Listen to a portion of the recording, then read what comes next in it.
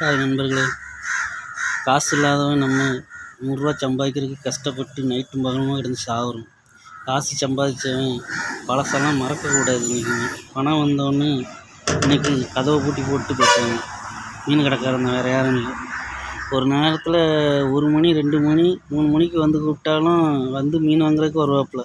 இப்போ பணம் ஏறினோன்னு கூப்பிட்டா வர மாட்டேங்காப்புல. ரொம்ப நாள் கழித்து இன்றைக்கி தான் மீன் பிடிக்க போனேன். கொஞ்சம் மீன் இன்றைக்கி தான் கிடச்சி. அந்த கிடச்ச மீனை காப்பாற்ற முடியல. 2 மணிக்கு வந்தேன்.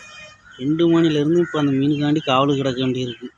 கடைக்காரர் கூப்பிட்டா வர மாட்டேங்காரு. நம்ம சம்பாதிக்கிறதுக்கு எப்படி இந்த தூங்காமல் கிடந்து முழிச்சு கிடக்கும். நைட்டில் இருந்து மணி 8:30க்கு தான் கடை திறக்க வராரு. ஒவ்வொருத்தன் தொழில் இல்லாமல் எப்படி கிடக்கான்.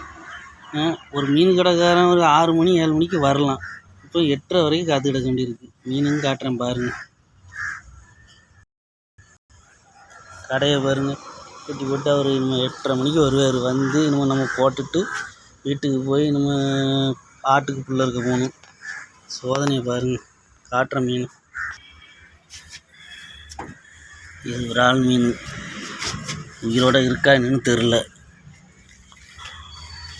இந்த விரால் மீன்லாம் தண்ணியில் போட்டால் தான் நல்லா உஷாராக கிடக்கும்.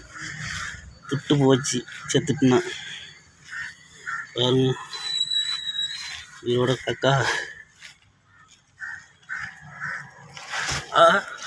பரவாயில்லையே, நல்லா சூட்டிப்பாக இருக்க. பரவாயில்ல, ஏதோ கொஞ்சம் மானத்தை காப்பாற்றிட்டு. ஒரு 5-6 கடைக்கு பார்த்துடுங்க.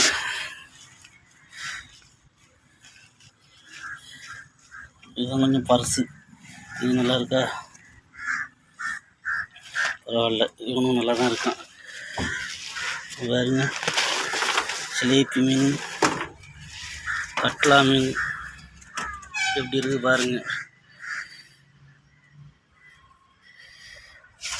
ஐஸு அங்கே ஐஸ் எடுக்க போனால் ஐஸு கடைக்காரன்கிட்டையும் சண்டை போட்டு வச்சுருக்காரு. அவன் ஐஸு தர மாட்டேங்கான்.